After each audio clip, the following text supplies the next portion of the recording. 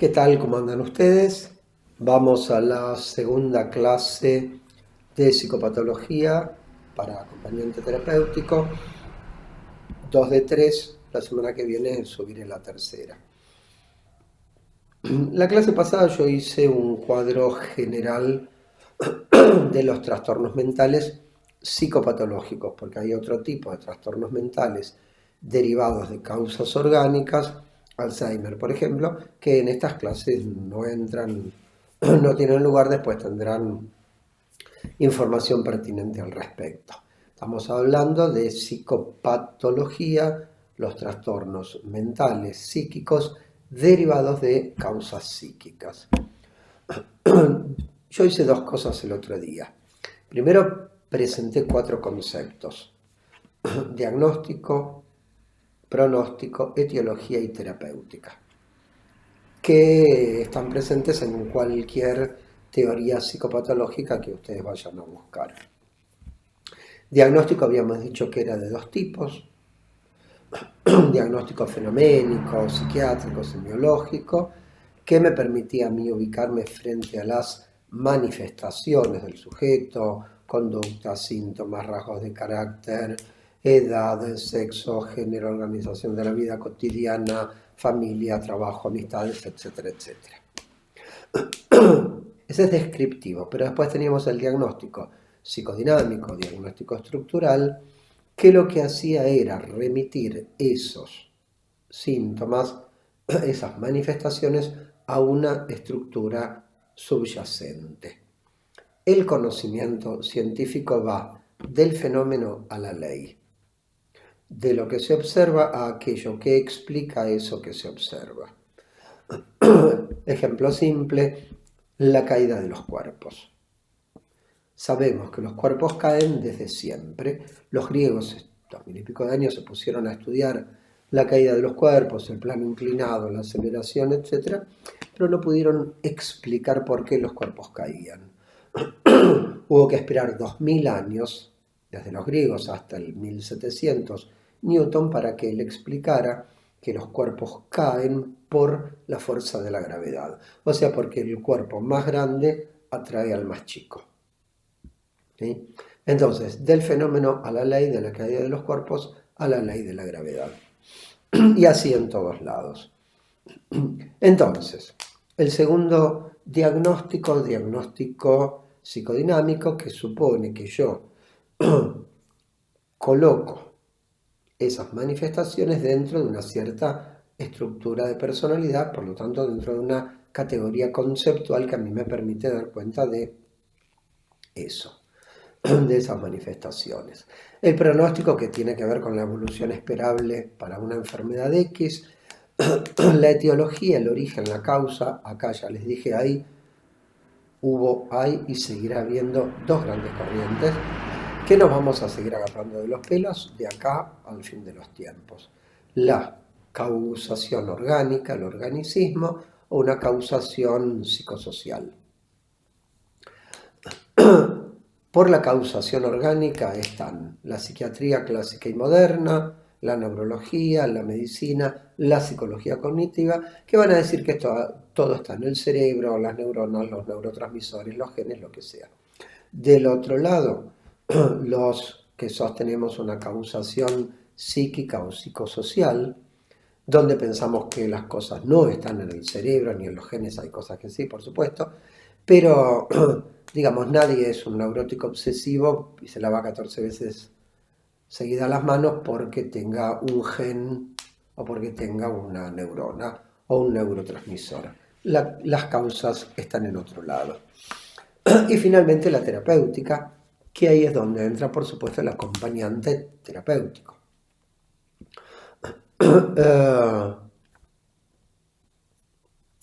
Si la causa es orgánica, la terapéutica es orgánica, por lo tanto medicamentos.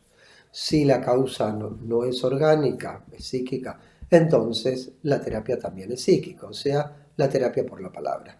Terapia individual, de pareja, de familia, internaciones, comunidad terapéutica, lo que fuere. ¿Sí? Esos son los 4 grandes conceptos que van a estar presentes en toda teoría psicopatológica: diagnóstico, pronóstico, etiología y terapéutica. Partiendo de ahí, agrupé los trastornos mentales en 4 grandes categorías. Recordarán: neurosis, cuadros transgresores, psicosis y trastornos tóxicos, ¿sí? Este cuadro sirve para los trastornos psicopatológicos. Hay otros, ya les dije, que caen por fuera de este cuadro porque no tienen una causación psíquica. No es exactamente psicopatología, sino que son derivados de otro tipo de procesos, por ejemplo, degenerativos del sistema nervioso central, como es el caso del Alzheimer o de otro tipo de cuadros, que, insisto, ya van a tener más adelante también clases sobre esto. Vamos a tratar de desglosar cada una de estas 4 grandes estructuras, neurosis, etc., para marcar los rasgos centrales o principales de cada una de estas grandes estructuras. En cada estructura nos vamos a encontrar con cuadros clínicos y además nos vamos a encontrar con personas que nunca son igual que un cuadro clínico. Yo puedo decir que fulanito es un obsesivo, pero eso no quiere decir que sea 100% obsesivo y que no tenga otros rasgos que pertenezcan a otro cuadro o a otra categoría. Las cosas son claras y distintas en el pizarrón. En la realidad vienen mezcladas, inevitablemente mezcladas. ¿Cómo hacemos el diagnóstico entonces? Por lo predominante. Y el pronóstico por lo secundario. Después lo explico mejor. Empecemos entonces por las neurosis. ¿Qué es una neurosis? Neurosis significa trastorno. Neurosis es enfermedad, ¿sí? O sea, un cierto tipo de enfermedad mental. ¿Qué rasgos centrales tiene la neurosis? Que es un trastorno parcial de la personalidad. ¿Por qué parcial? Porque afecta a una parte de ese sujeto, de esa estructura anímica. Y lo digo así para diferenciarlo, por ejemplo, de las psicosis, que se consideran un trastorno total de la personalidad. Quiero decir con esto, la patología mental puede afectar un área o un sector del sujeto. Ya vamos a ver cuáles. Si la patología mental afecta al conjunto, a la gran mayoría de esa persona, entonces ya estamos hablando de un cuadro distinto de un cuadro psicótico. ¿Se comprende esto? Entonces, no es que alguien sea 100% neurótico, ni tampoco que sea solamente neurótico. Las neurosis las vamos a dividir en 3 grandes grupos, en 3 grandes cuadros clínicos dentro de la estructura neurótica. Esos 3 cuadros clínicos son la neurosis obsesiva, la fobia y la histeria. En realidad, las neurosis obsesivas, las fobias, las histerias, siempre en plural, porque no hay una fobia ni una histeria. El neurótico obsesivo es alguien que tiene una personalidad muy rígida, un carácter muy rígido, que se caracteriza por la prolijidad, el orden, la manía de limpieza. El obsesivo es muy terco, es muy cabeza dura, es muy discutidor, es muy oposicionista. El neurótico obsesivo tiene un afán desmedido de control, de controlar lo de él, pero también de controlar lo de los otros. El neurótico obsesivo, como rasgo positivo, es un buen organizador, porque es una persona muy ordenada y porque es una persona a la cual no se le escapa un detalle. Neurótico obsesivo, el DSM-4 redefine esto como TOC, trastorno obsesivo compulsivo. Son aquellas personas que, si tienen manía de limpieza, la famosa neurosis del ama de casa, ameritan ese comentario de ¿podés comer en el piso del baño de su casa, que va a estar limpio? Y es cierto, podés comer en el piso del baño porque va a estar impecable, porque se la pasan limpiando, fregando, ¿sí? Y limpiando sobre lo limpio. Es esa gente que tiene los libros o la ropa ordenada por categorías, por colores, por tamaños, por autores. Pero lo fundamental es que no toleran el desorden, no toleran que alguien les toque algo. Vos le cambiaste un libro de lugar dentro de los 400 que tiene la biblioteca, mira y dice, ahí falta algo. Lo sacaron o le cambiaron el orden. ¿Se entiende esto? Estoy hablando más que nada de los rasgos de carácter del obsesivo. Después, a nivel de síntomas, ya patológicos, no formas de ser, el carácter es una forma de ser, ya a nivel de la patología, el neurótico obsesivo se distingue por tener dos grandes tipos de síntomas, que son los pensamientos obsesivos y los actos o acciones obsesivas. Los pensamientos son, por supuesto, ideativos. Un pensamiento obsesivo es un pensamiento que no puede dejar de ser pensado. El obsesivo no puede dejar de pensar en ese pensamiento que por otro lado se le impone, no es que piensa en eso porque quiere. Los pensamientos obsesivos se manifiestan a través de actos o acciones obsesivas. Un acto obsesivo es un ritual, religioso o no religioso, no importa, es un ritual que el sujeto cumple y que tiene que cumplir sí o sí. Si quieren encontrar buenas descripciones del obsesivo, pueden apelar a una película de Jack Nicholson que se llama vieja, que se llama Mejor Imposible, donde él es un escritor soltero, homófobo, con rituales obsesivos de todos los pelos y colores. Él se va a lavar las manos, abre el botiquín, saca una pastilla de jabón, la saca del envoltorio, se lava las manos y tira la pastilla. No la usa 2 veces porque piensa que se contagió. Otro de sus rituales era con la cerradura de la puerta. Él salía o entraba, ponía la llave en la cerradura y le daba, creo que 7 vueltas. O sea, 1, 2, 3, 4, 5, 6, 7. Ni 5, ni 3, ni 22, 7. Si ustedes le preguntan a esa persona por qué hace eso, va a decir que no sabe. Que en realidad no sabe. ¿Y por qué tienen que ser 7? No lo sabe. Lo que sí sabe es que si no hace ese ritual se muere de angustia. Otro ritual obsesivo que él tenía era, caminaba por la calle, no pisaba las rayas de las baldosas, iba a almorzar siempre al mismo restaurante, se sentaba siempre en la misma mesa, se llevaba sus cubiertos, porque tenía miedo que los del restaurante estuvieran sucios, y lo tenía que atender siempre la misma mesera. La película empieza, digamos, cuando un día la mesera no está y a él le rompieron el ritual. Y entonces preguntó, resulta que ya tenía al hijo enfermo, no sé qué, bueno, ahí empieza. Es buena, la película es muy divertida. Y lo otro que pueden ver es Toc Toc, que es una obra de teatro que tiene una versión hecha película, digamos, que está en Netflix. Yo la vi en el teatro, era muy buena, muy divertida, y ahí tenían distintos especímenes de la fauna obsesiva. Aquel que no podía pisar la raya de la baldosa, la que tenía que decir 2 veces, repetir 2 veces siempre la misma frase, la que se persignaba, etc. El núcleo central de toda neurosis, obsesiva o lo que sea, es la lucha contra sus deseos.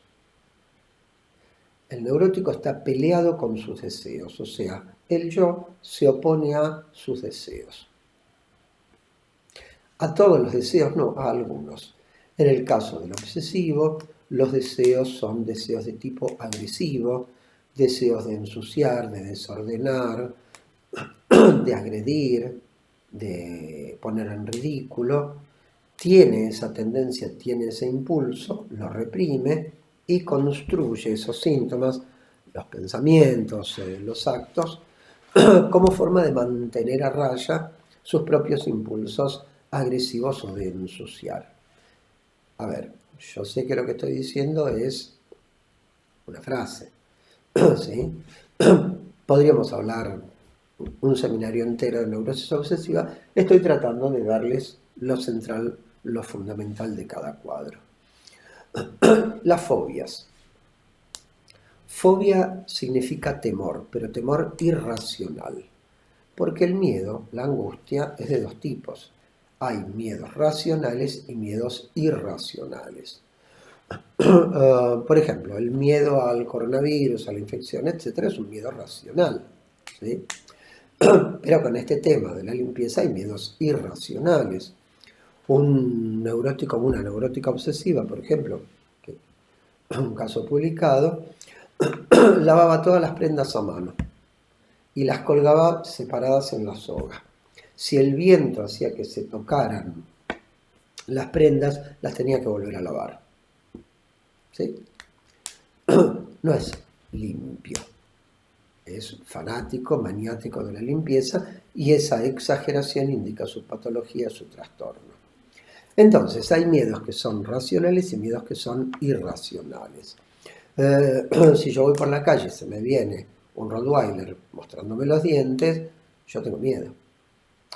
Pero es un miedo realista. ¿Por qué? Porque yo sé que si me agarra, con suerte voy al hospital. Ahora, si viene un cosquito cualquiera, un caniche toy, yo no le voy a tener miedo. ¿Por qué? Porque yo sé que no me puede hacer nada.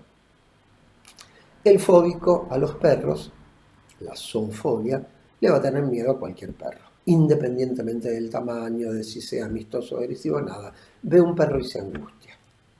Hay distintos tipos de fobias. La zoofobia, que es una fobia a los animales, la claustrofobia, que es el miedo incontrolable a los espacios cerrados, ascensores, por ejemplo, la agorafobia, que es el miedo a los espacios abiertos, salir solo a la calle, el vértigo, que es el miedo a las alturas, a las caídas. Hay combinaciones, por ejemplo, el miedo al avión combina el miedo a estar encerrado con el miedo a la caída. Hay llamada fobia social, gente que no puede hablar en público, o se pone colorado, o se traba, tartamudea, etcétera, etcétera. Entonces, el fóbico tiene miedo, se angustia en situaciones que objetivamente no lo ameritan. Tiene un miedo desbordante, exagerado, exacerbado a ciertas situaciones. La fobia suele estar localizada en algo que se llama objeto fobígeno. Y el fóbico combate su fobia mediante algunos procedimientos y muchas veces apelando a algo que se llama el objeto contrafóbico, o sea, algo que lo acompañe. Objeto puede ser una persona. Qué sé yo, el que tiene miedo a salir solo a la calle te va a decir, y lo que pasa es que tengo miedo que me asalten. La calle está espesa, ya lo sabemos, pero no sale lo mismo. Ahora, si sale acompañado por un chico, no tiene miedo. Y él sabe que es irracional, porque el chico no lo va a defender él va a tener que proteger al chico. Ah, te dice, pero si salgo con él o con ella, con una nena, me siento tranquilo. ¿Se entiende? Que es irracional quiere decir que no se puede explicar conscientemente, por lo tanto lo que tenemos ahí es la existencia del inconsciente. Los motivos de la fobia, igual que de los síntomas obsesivos, los motivos son inconscientes. El síntoma es consciente, los motivos no. Luego tenemos el tercer cuadro neurótico, que es el de la histeria. Histeria deriva de... con respecto a fobia, dos cosas. Uno, en Mafalda, ¿leyeron Mafalda? Felipito, de los pelos así, ese es un fóbico de libro. Tiene la angustia, vacila, no se anima, no se atreve, no puede dar la cara, tiene que hablarle a la chica que le gusta y se pone todo colorado. Se frena por la vergüenza, se inhibe, el fóbico no se anima, no se atreve, el fóbico se queda, es un quedado, es corto de carácter, el fóbico no se anima. Otra cosa buena que pueden ver es Sex Education, que además de ser una serie sobre adolescentes que sirve para ver la problemática sexual en esa edad, tiene un protagonista que es un fóbico de libro. El pibe es muy fóbico.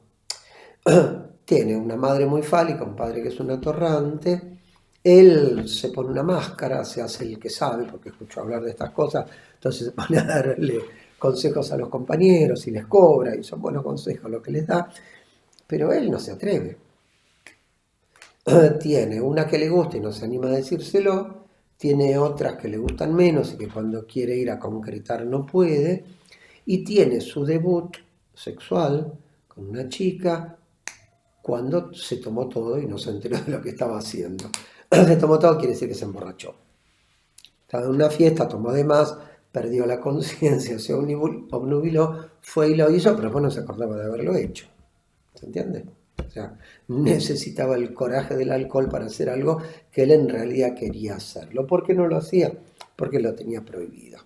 El fóbico lucha básicamente contra sus deseos ambiciosos de conquista. Felipito, por ejemplo, tenía un personaje imaginario con el cual él se identificaba, que era el llanero solitario. El llanero solitario era valiente, atrevido, audaz, andaba a caballo, resolvía las injusticias, usaba revólveres, y él era un cobarde, pobre. Él querría ser el llanero solitario, pero no lo era. El tercer cuadro es el de la histeria. El término histeria deriva de útero porque durante mucho tiempo, siglos, se pensó que la histeria era una enfermedad de las mujeres. No es así, por supuesto. También hay histerias masculinas.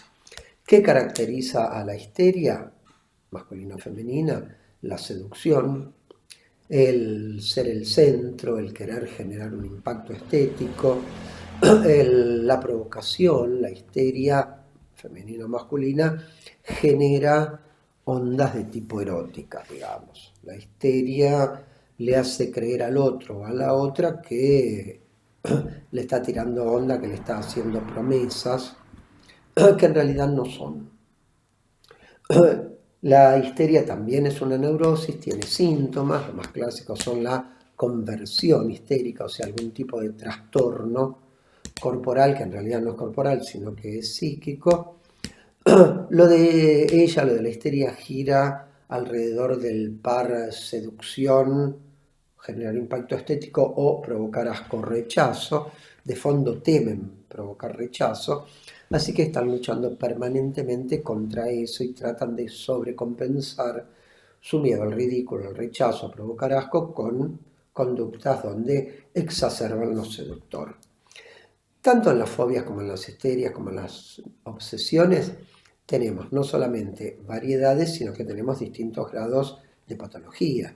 Hay gente muy fóbica, hay gente que tiene algo fóbico, hay gente muy obsesiva y otros que tienen algún rasgo de carácter, ¿sí? Con las histerias pasa lo mismo, tenemos las grandes histerias e histerias más chiquitas, digamos, ¿no?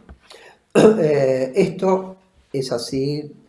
Acertar en un diagnóstico, es decir, es una neurosis histérica, me ubica, pero después no me dice todo, por supuesto. Cerrando el tema de las neurosis. El neurótico es alguien que está en conflicto con sus deseos, con alguno de sus deseos. El yo del neurótico se pone del lado de su conciencia moral y desde ahí reprime ciertos deseos. Se los voy a poner en una fórmula. Espero que sea el yo más el super yo enfrentando a sus deseos. La fórmula sería esta. El yo más el super yo, puesto del lado de la conciencia moral, reprime, acá la flecha quiere decir que reprime deseos. Todos no, algunos, obviamente algunos. Y esto va a depender de cada quien. Los neuróticos demandan asistencia psicoterapéutica, sí, por supuesto.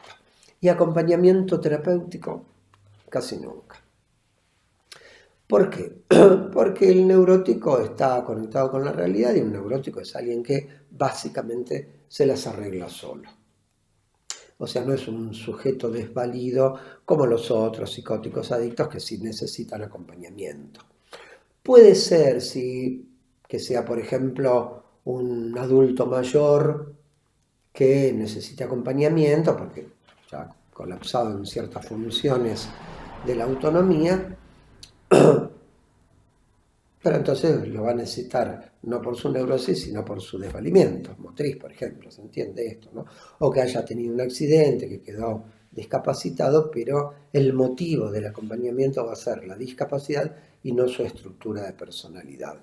El neurótico cumple con la ley, demasiado. La segunda estructura, la de los cuadros transgresores, la constituyen aquellas personas que ellos están en contra de la ley. Distintos tipos de leyes.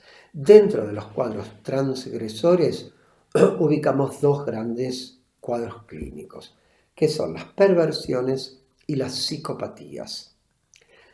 Las perversiones para Freud tienen que ver específicamente con el área sexual. Si no tienen un cierto tipo de trastorno sexual, no se puede hablar de perversión.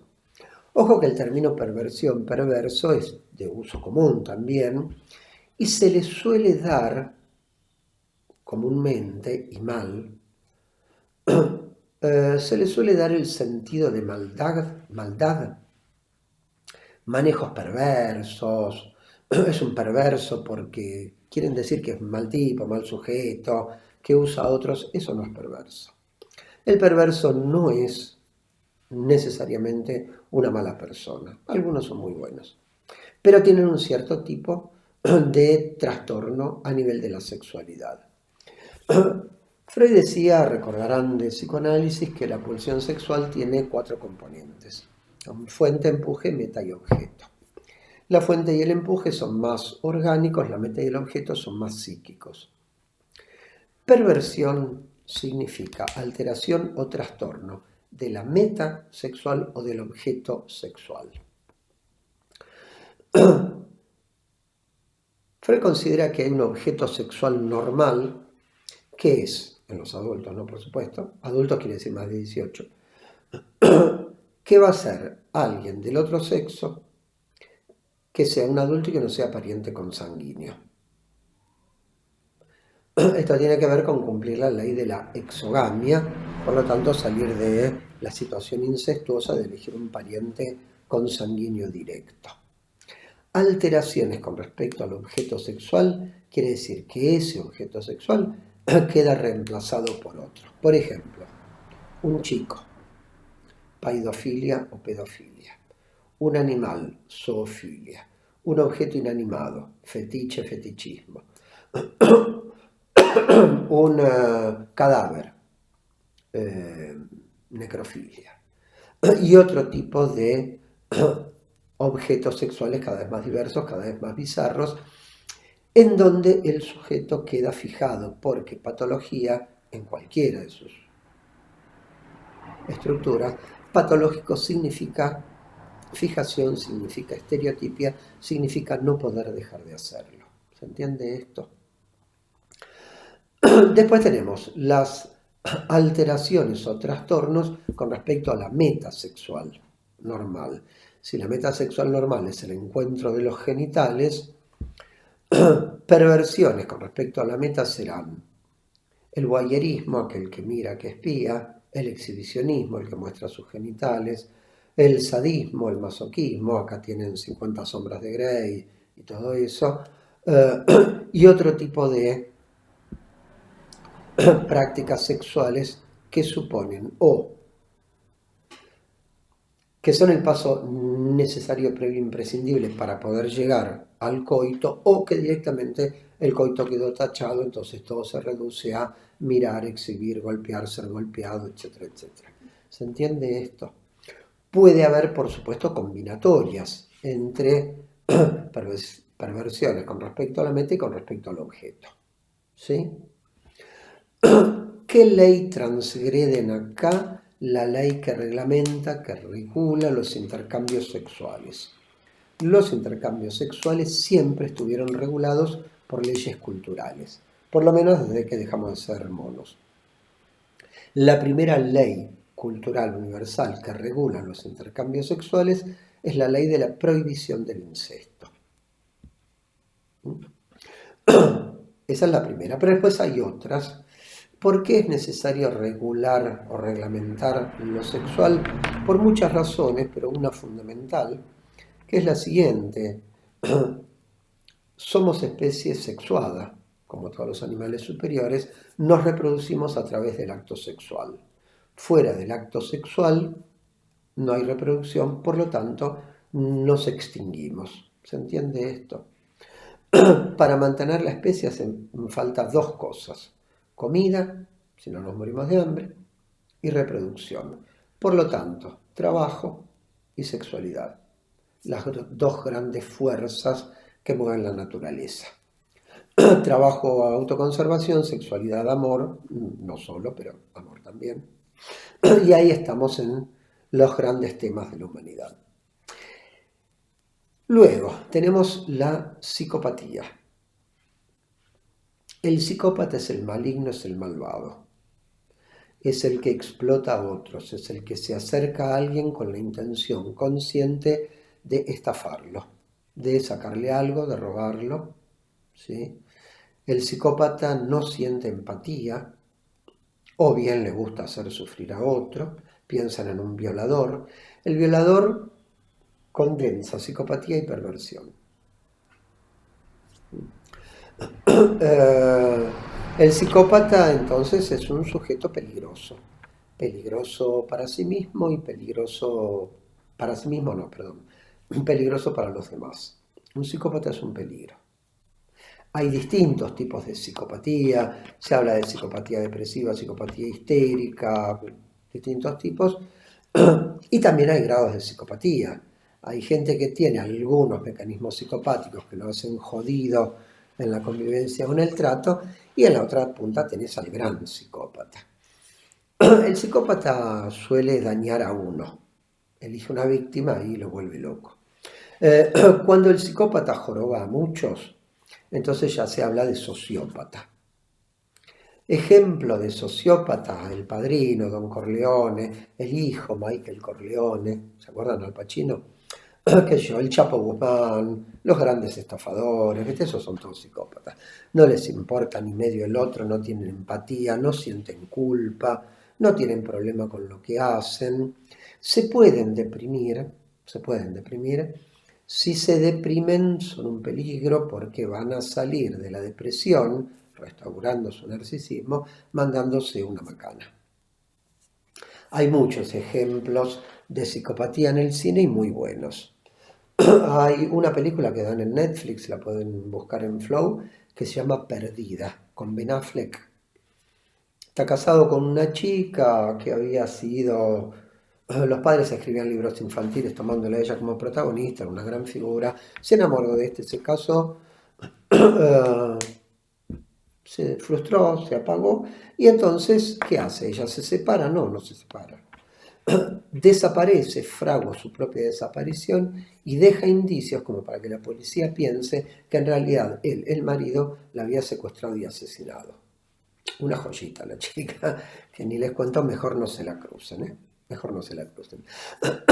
Hay un tango de Discepolo que se llama Chorra, Chorra, vos, tu vieja y tu papá, que es un tipo, un laburante, un carnicero, que se encuentra con una chica que le hace el cuento que el padre había sido esto y la madre no sé qué, y resulta que era una familia de estafadores que lo esquilmaron, le sacaron todo, le sacó hasta la ganchera donde, los ganchos donde cuelgan las reses, o sea, lo peló, no le dejó nada, con premeditación y alevosía, lo hizo para eso, ¿se entiende? Una estafadora.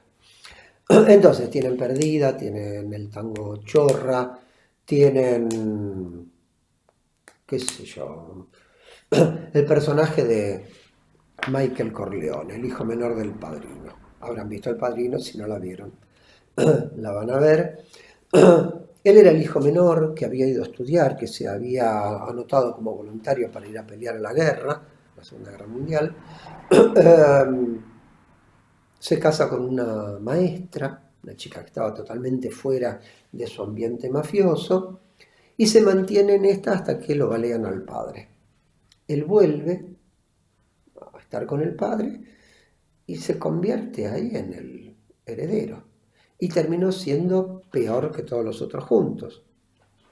En la escena final de la película, él manda matar mientras están enterrando al padre, manda matar a los 5 jefes de las otras 5 familias que lo habían baleado. Y terminado con eso, va por el cuñado, porque el cuñado había traicionado a su hermano mayor y lo había mandado a una emboscada que lo maten. Entonces, lo agarra al cuñado, le dice que sabe que él entregó al hermano, le dice: yo no te voy a hacer nada porque no voy a dejar viuda a mi hermana, no voy a hacer eso. Tu castigo va a ser que te vas a ir de acá y vas a ir a Las Vegas, no sé a qué, pero lejos de nosotros. Así que confesá, decime. El cuñado sí le reconoce y lo mata. Y después viene la hermana llorando, diciéndole: hijo de puta, mataste a mi hermano. Y él le dice: no, yo no lo maté, yo no fui.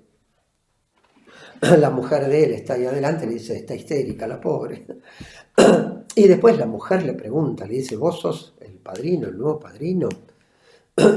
Y él le dice: mira, te lo contesto esta vez, no me vuelvas a hablar del tema. ¿Querés saber si yo soy el nuevo padrino? Sí, le dice ella: no.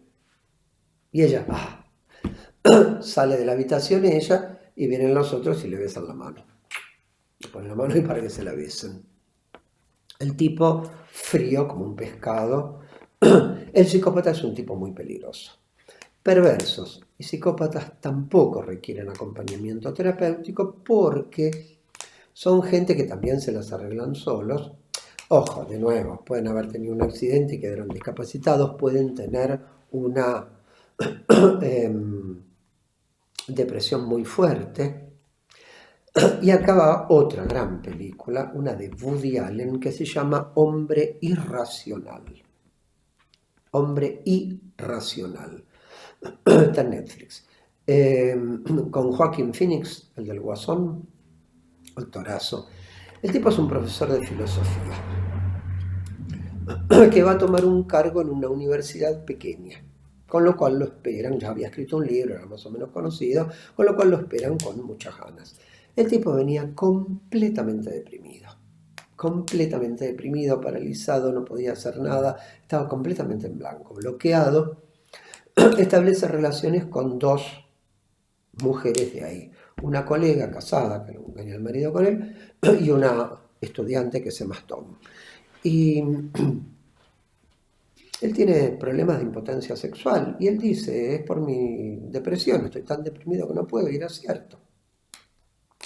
Hasta que un día está sentado con la estudiante en un bar al aire libre y atrás de él escucha a una mujer que cuenta algo con respecto a lo que le pasaba y un juez cómo la había perjudicado y bla bla. Y entonces a él se le ocurre una idea. No les voy a contar cuál, porque veanla la película. Y esa idea que él tiene lo vuelve a poner en marcha y sale de la depresión. Pero claro, ¿de qué manera sale de la depresión y haciendo qué cosas? Una escena parecida es el comienzo de La Naranja Mecánica. ¿La vieron? Otra gran película. En un futuro distópico, un grupo de adolescentes están aburridos. ¿Y qué hacen para salir del aburrimiento, por lo tanto de la depresión? Salen, toman, se meten en una casa, hacen un desastre, violan a la mujer, golpean al tipo, lo dejan después en silla de ruedas, la mujer muere. O sea, salen de la depresión a través de la violencia. Hay que tener mucho cuidado con los psicópatas, aún deprimidos, porque son peligrosos. Estos no van a aceptar acompañamiento terapéutico porque tienen demasiado narcisismo. El psicópata se opone a la ley que regula los intercambios sociales, que dice: ganarás el pan con el sudor de tu frente, etc. Entonces, si lo ponemos en una fórmula, sería el yo puesto del lado del ello, enfrentando a la ley, la conciencia moral.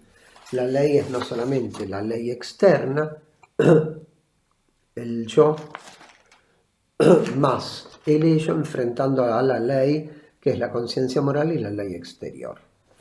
Los transgresores son arrogantes. ¿Sí?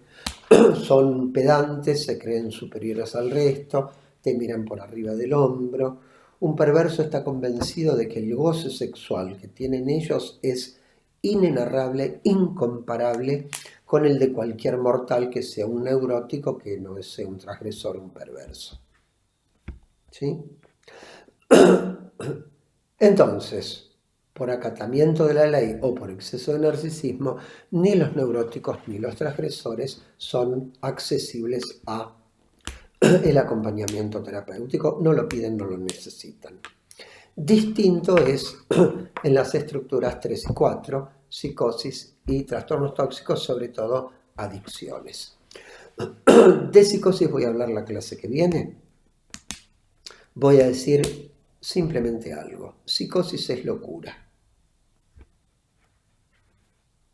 Cuando yo digo psicótico, quiero decir que está loco. Lo que uno comúnmente entiende por estar loco. Por supuesto, hay distintos tipos de locuras, ¿sí? Pero de eso, yo ya les dije que hay 3 grandes cuadros de acuerdo al manual de psiquiatría que ustedes consulten, pero digamos, para simplificar, esquizofrenias, paranoias y melancolías o psicosis maníaco-depresivas. La clase que viene entonces vamos a hablar de la psicosis, vamos a decir cuál es el conflicto principal en la psicosis, que ya no es con el deseo ni con la ley, sino que es directamente con la realidad exterior. Hablaremos de los síntomas de la psicosis, etc. De adicciones no voy a decir nada, porque más adelante van a tener un par de clases sobre adicciones. ¿Ok? Entonces, hoy hablamos de neurosis, de cuadros transgresores. La vez que viene vamos a psicosis. Dejo acá, buena semana para todos. Nos vemos. Gracias.